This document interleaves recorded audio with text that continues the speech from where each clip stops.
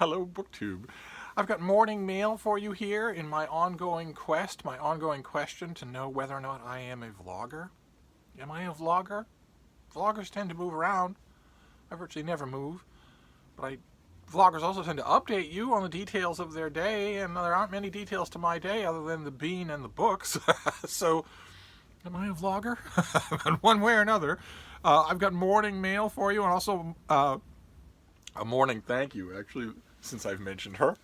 Let's take a look at the baby. Oh, here's a baby bean. Oh, who are those people, baby? They're your friends. They're your fans. They are. I've also got a morning thank you. I did a video yesterday about your laptops, about ourselves and our laptops, about all the different things that we do with laptops and where we do them, and are you in a constant battle with your laptop? Are there things about it you really like? How do you organize your desktop? How do you organize the aesthetics of your desktop? And because I leave my email in every video, I have been getting a steady stream. I didn't expect it. I expected a couple of video responses. Instead of getting a steady stream of pictures of people's workstations, I'm in seventh heaven. It is so incredibly interesting to see the infinite variety of the way people organize their laptops. This machine that everybody has, that everybody uses. Although Matthew at Mayberry Book Club mentioned that he doesn't have a laptop, and my first question was, well, how do you write your reviews? So I guess it's a kind of specialized thing, but nevertheless, I have been getting pictures of workstations and setups, and I've been getting detailed complaints and praise for people's various laptops. It turns out that a lot of people are in a love-hate relationship with their laptop. They have only one, first of all. They don't have more than one. And it does a whole bunch of things they don't like. And maybe they're not in a financial position to replace it, or maybe they're just really comfortable with it and they don't want to run the risk of getting something worse. I think that's just fascinating. I'm not ready quite yet to classify a great number of the pictures that I've been getting as hate mail, although I've been tempted in that direction by how many cats seem to be conspicuously pictured in these workstations. Maybe that's just a coincidence. Or maybe it's the rest of you having a little fun with me. But one way or another, keep them coming. Absolutely. If you're not going to make a video, then keep them coming, because I am considering it just fascinating. And I am going to pass it along. The reason, the subject interests me anyway, because I'm nosy. But the reason I brought the subject up is because I have a young friend who's writing a book about laptops. Not a technical manual, but a book about how they have fit into our world. And he's doing the whole spectrum. There's a lot of anecdotal evidence, a lot of anecdotal stuff about stories about people and their workstations and their laptops and how they use them. But he's also ranging broadly. He's looking, with a little help from yours truly, he's looking into books, into where laptops made appearances in books originally and how they have progressed since then. He's looking at TV and movies. One direction that I sort of nudged him in was the appearance of a version of the laptop on Star Trek. Always watch Star Trek for a barometer of where technology is going, and how it's reflected in terms of the showrunners for everything after the original series. So Star Trek: The Next Generation on, have always taken a kind of pride in reflecting and anticipating the technology of the present day in the show, and that is fascinating. You're going to get all sorts of variations like that. It is fascinating. So keep them coming. But in the meantime, we've got some morning mail here, including a box. Boxes have been in short supply. A lot of these packages are very thin. Steve does not particularly like thin packages, but what are you going to do? I mean, beggars can't be choosers with the pile of books that you get on your doorstep first thing in the morning, right? I mean, you probably have the same problem. So, what is this one? What is this? Okay, this is a paperback original. This is a collection of short stories.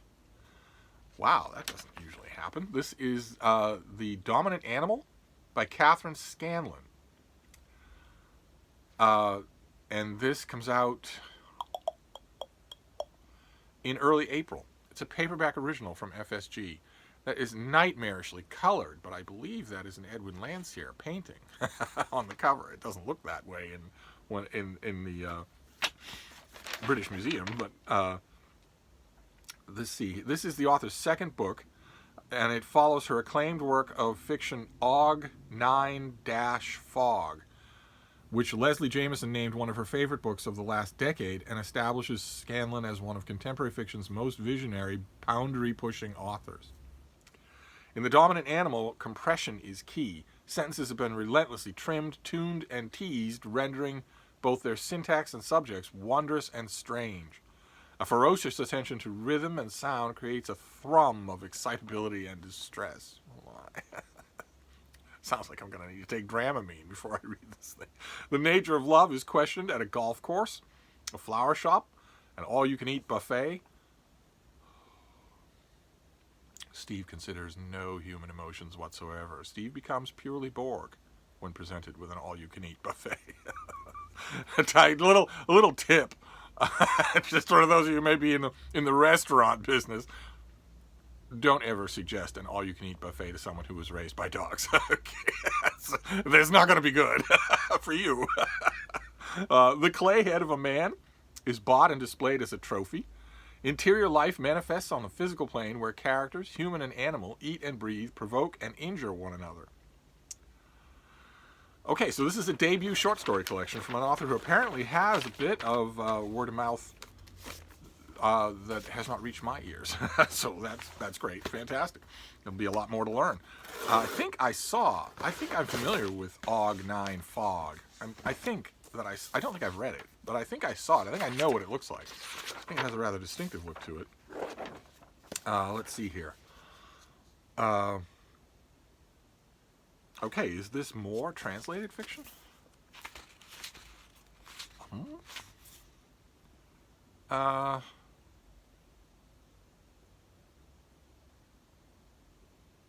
Okay, it is. Wow. Okay. All right, you'd never know that it was 2020. Good Lord. Okay, this is from Hogarth Press. Folks at Hogarth Press, it's 2020. Don't make me hunt for your translator's name. We live in a multicultural world, and translated fiction is more popular than it's ever been. So the translator's name should be on the cover of this thing. Jonas Carlson is the author. The book is The Circus.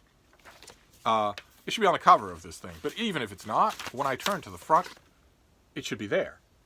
I shouldn't have to go digging around in here to find out that the translation is by Neil Smith. I shouldn't have to do that. But anyway, let's see what we have here. This comes out in late January. This is the finished copy. The author is very young, and he's a Swedish phenom. Is that right? His weird and wonderful new book, The Circus, starts with the question, is it possible to be friends with someone who listens to Fix You by Coldplay? Sure it is. What's wrong with that song? And by the end, playfully surprises with its answer. Well, the answer has to be yes. What are you going to do? Make that a stricture of your life? Meet somebody and ask them, what do you think of Fix You by Coldplay? An intoxicating meld of the charm of Nick Hornby's high fidelity and the satirical style of George Saunders' short stories, The Circus is a clever novel, artful at keeping its secrets and leaving you guessing until the last page. The narrator is perfectly content with his quiet life. By day he works in a bakery, and by night he obsessively organizes and reorganizes his record collection. But when a childhood friend named Magnus comes calling out of the blue, the contours of his familiar world begin to shift.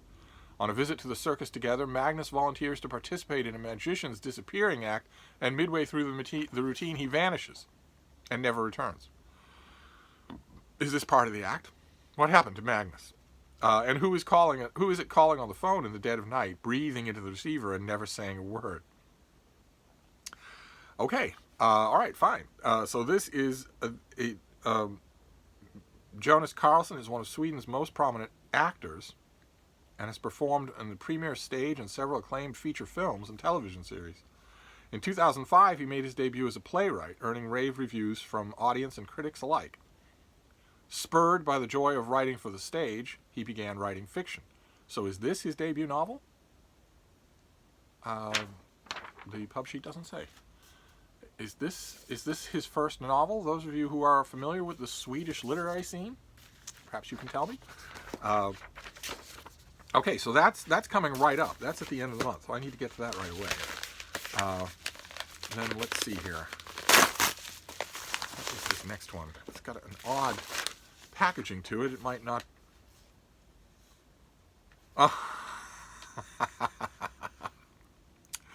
Oh my. Oh wow. This is from a fellow booktuber. This is from Peg at the History Shelf. Wow, this is a throwback to her ignominious defeat in the Ask Steve Reddit tag that went viral in 2019. And she sent me one of the books that she mentions, The Agony of the Russian Idea by Tim McDaniel. Says she found a nice used copy and sent it to me. Oh, very nice. Oh, that's wonderful. Thank you. Although, I knew it. No, it's definitely a thank you. But it does fall under the heading of never send Steve a book. I don't want to give anybody else the wrong encouragement. But that's wonderful. How nice. Okay, all right, let's move on. Yes, Bean, this book was sniffed by a schnauzer. Schnauzer who's considerably bigger than you. That was a point that needed to be hammered home to me the other day, is that Peg and Martine have a miniature schnauzer named Boomer, and he is much bigger than Frida. Much bigger. So this thing that I do, where I grab the bean and just pop her onto the camera because she weighs 9 pounds, they can't do that with Boomer. Oh, can they? They can't do that with him. He's too big for that. Too chunky. Here, let's steady that. What have you got going on, Bean? Do you have something going on? Something stuck to you? Well, you do, but it's not a big deal. All right. You're getting everything in this mail haul, aren't you? All right. So let's see. All right. This is another slim thing. All these things are slim. This is a February novel. It's a pretty little thing. It's a February novel by Amina Kane called Indelicacy. I think we saw this already on this channel, an advanced copy. This is Indelicacy. And it has tons and tons of blurbs, but no description. Well, the blurbs are from some people that I really like. Alejandro Zambra. Do any of you know Alejandro Zambra? I think he's fantastic. And he blurbs this thing that the author redefines strangeness and freedom in this beautiful and unusual novel, which resembles fairy tales and ghost stories, but feels intensely contemporary. It's a ghostly feminist fable, the story of a woman navigating between gender and class roles to empower herself and fulfill her dreams. And it comes out in mid-February, so it's right on my horizon. Let's see. Let's see what this next one is here. This next one feels strange as well. This also does not feel like it comes from a publisher. Are we having many people sending me books when it's a foremost rule of this channel? Don't send me a book. Don't. Oh. Somebody's curious about this. Why? Why are you suddenly curious about this? Oh. Okay, it is someone else sending me a book.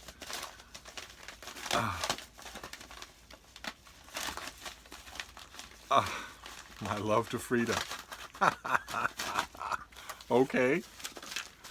All right. Well, this is amazing. This is amazingly nice.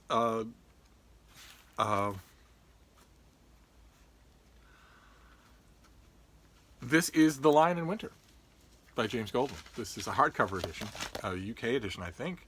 Random House, but I think this is a hardcover edition of The Lion in Winter, which was James Goldman made it into the screenplay for my favorite movie.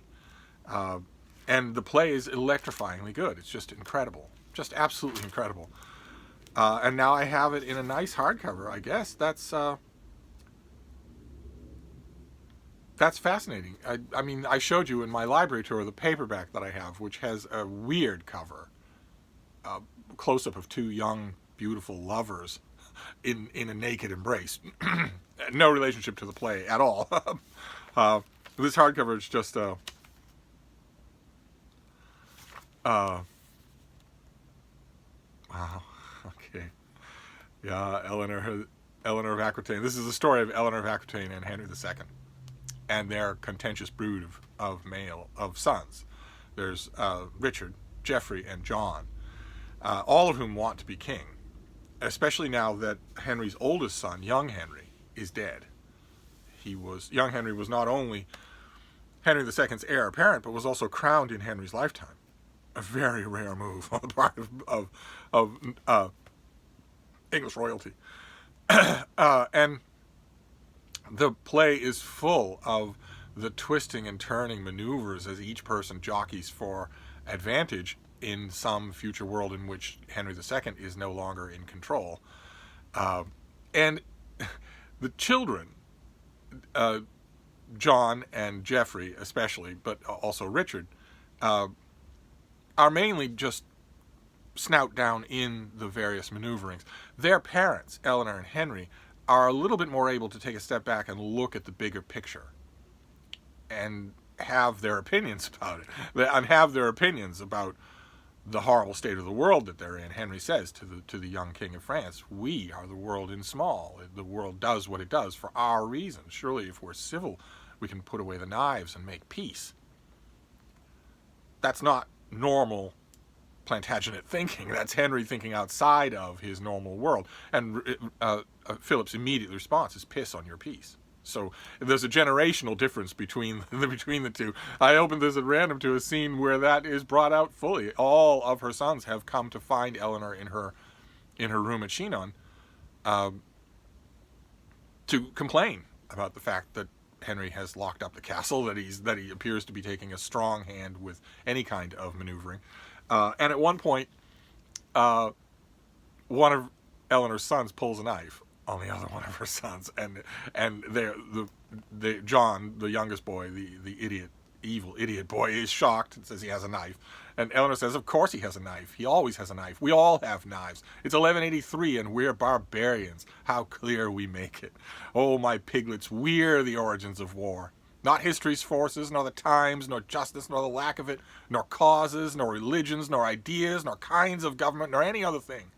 We are the killers. We breed war. We carry it inside us like syphilis.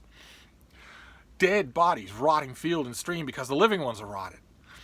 For the love of God, can't we love one another just a little? That's how peace begins. We have so much to love each other for. We have such possibilities, my children. We could change the world." And the sons are having nothing of it. They say, "What's Henry going to do?" "Well, we're loving each other." And eventually they just brawl off to their own concerns, and it leaves Eleanor alone in her room. And wisely, the drama sticks with her instead of following her sons, and she takes out a mirror to look at herself. This woman who's no longer young, was once the most beautiful woman in the world, and is no longer young. And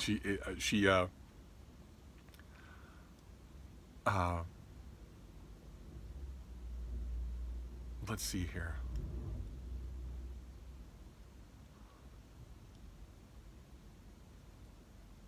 I haven't lost it.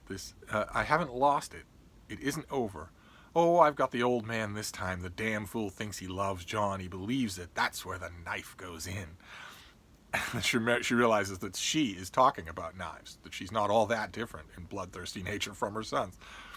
It was a fine thought, wasn't it? Oh, Henry, we have done a big thing badly. And then she looks for her mirror. Where's that mirror? I'm Eleanor, and I can look at anything. And she looks in the mirror, and with fathomless bitterness says, "My, what a lovely girl. How could her king have left her?" So I'm glad to have this, although, once again, I stress, Do not send me a book. Do not do it. But nevertheless, we've got 2 book gifts in this one video. All right, let's see what we have next here. Oh my God. Okay, well, I think it's that we are now well within our rights to call this a trend, even though it's only mid-January. We are well within our rights to say that 2020 is going to be a year for translated work. It's a significant percentage even of the stuff that I've gotten so far in the mail in this year. And here's 2 different examples. The first one is by Ferenc Barnas, translated by Paul Olcharvy. It's called The Parasite. There you go, Hogarth Press. You put the translator's name on the front of the book. You wouldn't be selling it to an American audience without the translator. They are absolutely essential. They're not a copy setter. So you put the name on the cover of the book. But this is from the University of Chicago Press, marked by powerful and evocative prose. The author's novel tells the fascinating story of a young man's journey through his strange obsession towards possible recovery. The unnamed narrator is the parasite, feeding off others' ailments, but he is also a host who attracts people with the most peculiar manias. He confesses almost amiably his decadent attraction as a young adolescent to illness and hospitals. The real descent into his private hallucinatory hell begins after his first sexual encounter. He becomes a compulsive masturbator and then a compulsive fornicator. To his horror, he realizes that casual sex is not casual at all for him. Each one-night stand results in insane jealousy. He can neither abstain nor help imagine previous lovers hovering over him every time he makes love to a woman. Okay, all right. When he gets to know a woman referred to as L, he thinks his demons may finally subside. But when he hears of her past, the jealousy returns. He seeks relief through writing by weaving an imagined tale of L's amorous adventures. What will he do with this strange manuscript, and can it bring him healing? Okay, so the author, whose name I'm sure I'm not pronouncing correctly because it's Hungarian. Somebody tell me how you pronounce this name. Why you people don't all have Irish names, I don't know. But he is the author of 4 novels in his native Hungarian. And right now he lives in Jakarta. And Paul Olcharvy is a Hungarian translator and publisher of New Europe books, currently living in Massachusetts. Wow, all right, so that was one of the 2 books that came in this package, and the other one is also translated work. So we have a trend going for 2020. More power to it, I say. And this next, although it's going to cost one after another of butchered names on this channel, this next one is Mysterious Solidarities. And it's by Pascal Quignard, and it's translated by Chris Turner. And once again, Hogarth Press and anyone else who might be tempted to commit this atrocity here. The translator's name goes on the cover. Don't make anybody hunt for a translator's name. Those days are over. But anyway, let's see what we have here. When translator Claire Methuen travels back to her hometown of Dinard for a family wedding, she runs into her old piano teacher, Madame Ladon. After befriending the aging woman, Methuen begins to toy with the idea of a permanent return to live in Brittany. She becomes increasingly obsessed by her childhood sweetheart, Simon Quellen, who, now married and a father, still lives in a village further down the coast where he is the local pharmacist and mayor. Having moved into a farmhouse, she soon spends her days walking the heathland above the cliffs and spying on him as he sails in the bay. As she walks, she is at one with the land of her childhood and youth. And when her younger brother Paul comes to join her there, the web of solidarities is further enriched. This is a tale of dramatic episodes told through intermingling voices and the atmospherics of the austere Breton landscape. Ultimately, it is a story of obsessional love and a parallel sibling bond that is equally strong. And the author is the author of more than 60 books. Good Lord. More than 60 books. How much you want to make a bet? This is the first time it's ever appeared in English. Is widely regarded as one of the most important living writers in French. He has recently published the 10th volume of his celebrated Last Kingdom series, and his translator is a writer living in Birmingham and has translated, that's Birmingham in the UK, not Birmingham in the American South, and has translated more than 80 books from French and German. Good Lord. Okay, well, no mention of whether or not this author has ever been translated into English before. This book itself is from 2011. So that's two, University of Chicago coming through with two more translated works. And now we have the box. And then we'll be done. And I'm kind of expecting that the box will be a translated work of fiction. Let's see. Let's see what we have here. I have to completely destroy it. It didn't come quietly, so let's see. Oh no. Okay. All right. All right. This is another literary biography. Another sort of intellectual biography, much like this thing. This intellectual biography of Dante that happens to be on my nightstand. So this is sort of the same thing as only for George Orwell. This is Becoming George Orwell by John Rawdon. I think we might have seen this already. John Rawdon has taught at the University of Virginia and the University of Texas at Austin. The University of Texas at Austin. And his books include The Cambridge Companion to George Orwell, The Cambridge Introduction to George Orwell, and The Politics of Literary Reputation, The Making and Claiming of St. George Orwell. So he lives in Austin, Texas, and he is obviously one of the world's leading authorities on George Orwell. So what do we got here? This comes out in early February. John Rawdon explores how the man and writer George Orwell, born Eric Arthur Blair, came to be overshadowed by the spectral figure associated with nightmare visions of our possible future. Rawdon opens with a discussion of the life and letters, chronicling Orwell's eccentricities and emotional struggles, followed by an assessment of his chief literary achievements. The second half of the book examines the legend and legacy of Orwell, whom Rawdon calls England's prose laureate,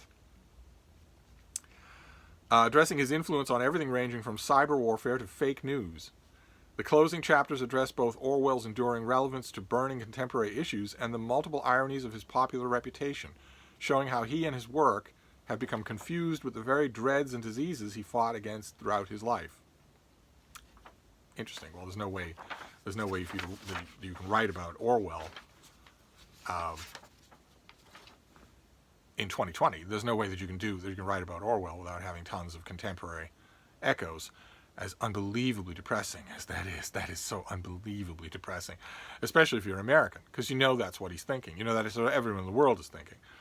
Because Orwell gave us a landscape and a vocabulary for what happens when you try to establish a fascist dictatorship without violence, where you try to establish it through the shadings of ideologically contouring the landscape, slowly introducing all of the factors that fascists need in order to take power without troops in the streets.